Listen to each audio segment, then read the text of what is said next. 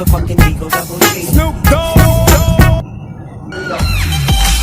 বলছি আপনি কি মানে এই বাড়িতে নামবেন না নতুন বাড়িতে নামবেন?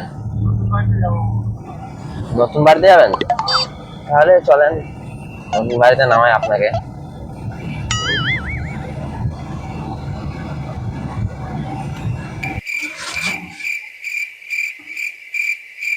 চলে এসেছি তো বাড়ির সামনে, এটা নামতে হবে। আপনি দাঁড়ান, গেটটা খুলে দিচ্ছি আমি।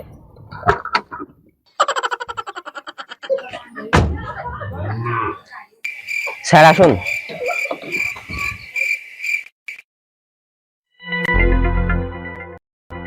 হাবিবি, কোথায় আসা?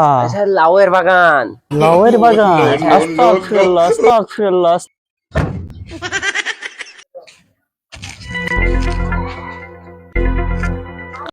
শালা, গরিবের জীবন, এই হাঁস মুরগি পুষেই আমাদের জীবন।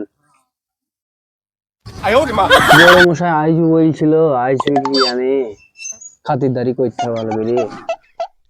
আসসালামু আলাইকুম হাবিবি। ওয়ালাইকুম আসসালাম ভাইজান, কেমন আছেন?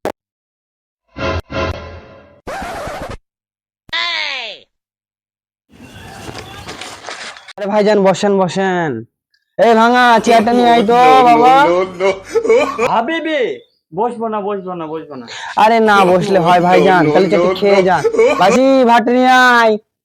No no no no, just হাবিবি খায়ে খায়ে আয়া। আরে ভাই তো চারটে তো কিছু খেতে হবে। আরে ভাইজান এ পচা দইটা নিয়ে আয় তো। নো নো নো নো, আমি দই খেলে আমার গ্যাস্ট্রিং হয় হাবিবি।